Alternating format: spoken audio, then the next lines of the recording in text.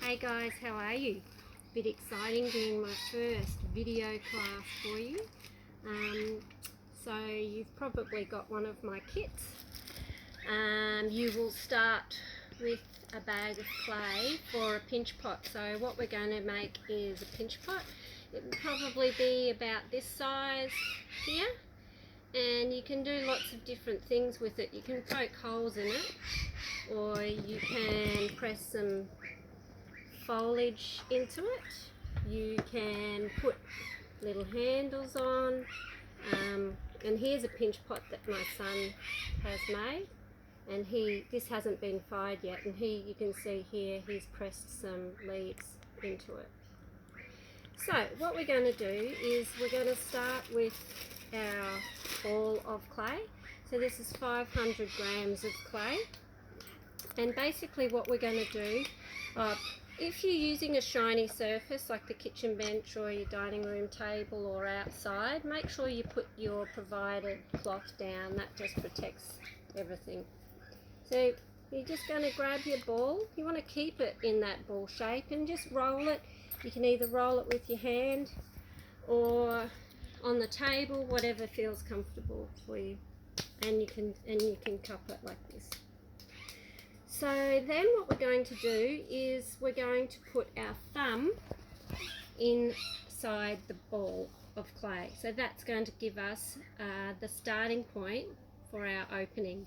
So basically what we do is we just push our thumb in like this. Not all the way, because we have a bottom of our pot. So we're just going to basically do that, push our thumb in. And then it's a really simple process. We're basically just putting our thumb in, and we're going to squeeze our fingers as if we've got a puppet in our hand. We're going to squeeze our fingers towards our thumb in that hole like this.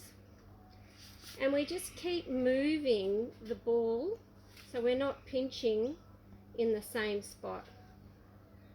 Okay, so you just keep pinching, pinching, pinching, pinching, pinching. If you want to change hands, you can. If your hand gets tired, that's fair enough. So you can see in a very short amount of time, I've made that hole, which was just for my thumb, fair bit bigger. So then, because you can see how thin this pot is, so you can go relatively thin. So you just basically keep pinching it, and you keep rotating it, you keep moving it. And the clay should be quite wet, so shouldn't crack, and it's going to make it really easy for you to work with. I like making these sorts of pots because they're fun to have ice cream in, or if you want to have some nuts or some lollies or something like that. You might even want to put your eggs in them from the Easter Bunny, if the Easter Bunny's coming to your house. So you just basically, I've just still got my thumb in there, and I'm just pushing, squeezing and moving the pot around and around and around like that. If you run into some problems, say where it might get a bit cracked along here, you can just smooth it like that. If you want it to have a flat bottom, you might want it to have a flat bottom, but not so it doesn't sit exactly upright. You might want it to have a flat bottom like that. So you can just press it down on your surface like that. So I'm just going to keep pinching it until I'm happy with it, and I want to make sure that the thickness of the pot is the same all the way up, not so it's thick here in this area and thin up here. Pinching, pinching, and you can always use your fingers here too to smooth the bottom, smooth that in there. You can hear the cheeky birds in the background. Okay, so I'm just doing a quick pot here today just to show you the technique. It's just basically you just keep pinching it. This clay is pretty forgiving, so you can get it pretty thin if you want to, because what happens is when you fire it, that's what makes it nice and strong. So there's my pot. Now you also were given a skewer. So what you can do with that is you might choose to do some patterns on it. You might want to draw some lines. You might, if you're wanting some input from some younger people, you might want to just get the kids to draw a picture on their pot.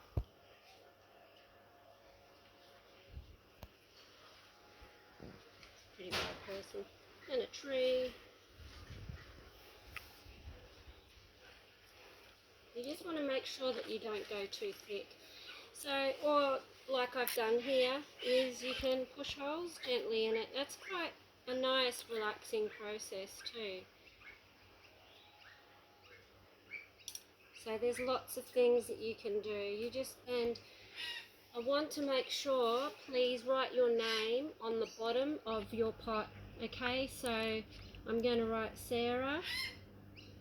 If there's a possibility that you might have a name that someone else might have, write your name. And it's also good to write the date, because you'll be able to look back on that and go, wow, I made this when I was 7 or 6 or 10. Alright, so there's my pinch pot. You can also, if you want to, find some leaves. I'm not sure how this is going to go, but you basically press the textured surface in and then peel it away. So you can see that's left quite a nice pattern as well. Then what you can do is when you want to paint it, probably just let this get a bit drier. So this is a different coloured clay, obviously, but this is probably a bit too dry now. But you want to maybe give it, I don't know, 10 minutes or something like that, not in direct sunlight. And once that's dry, then what you can do is you can get your paintbrush and you can paint onto your pot. So you can see here, Zara, my daughter, has painted the inside of this one. Once again, it's pretty dry. But the other thing that you can actually do is you can draw back out of it. So you can draw lines, which is a bit hard to see because this clay is drier. I'll just try and make it. You can see,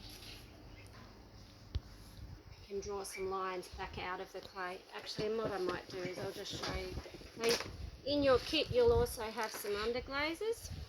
So these are paints. So what you can do is, so you can see this is not dry enough. So what's happening is the clay is going to suck up the paint. If it was drier, I'll just show you here on Ollie's, the colour will stay pretty much straight onto it, like that. So you have to just, you want it to be not completely bone dry, but not fresh. Just dry. Ollie's attempting to video me while eating chips. I suggest it's probably not a good idea. Okay, so then what you can do if you want to is you can draw back out.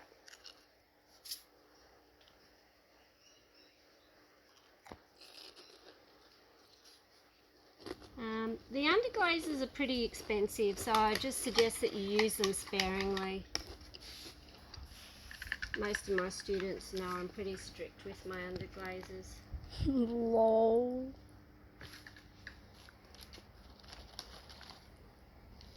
So see, you can see also, if this clay was a bit drier, it wouldn't be dripping like it is right now.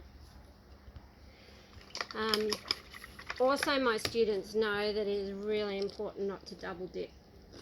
It will be very cranky with you if you double dip, because what happens then is you're going to contaminate the underglazes with another colour. I think that's too wet.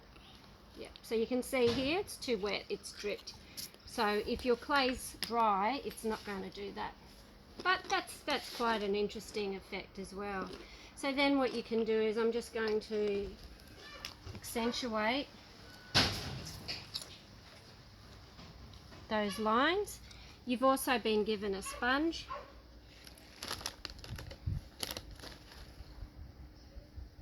So you can draw lines in there. The sponge probably will mostly be used when you're making your plates, which I think quite a few of you will be doing next as well. So you can paint the inside, you can paint the outside.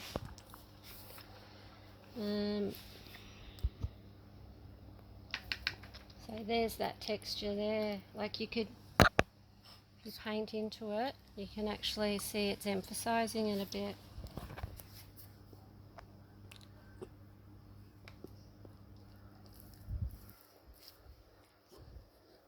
Okay, now when you've finished with that, what I want you to do is to let it dry, and then before you send it back to me, I want you to put it into a bag so it doesn't get completely bone dry like these ones, because in the transport of getting these back to me they will possibly break.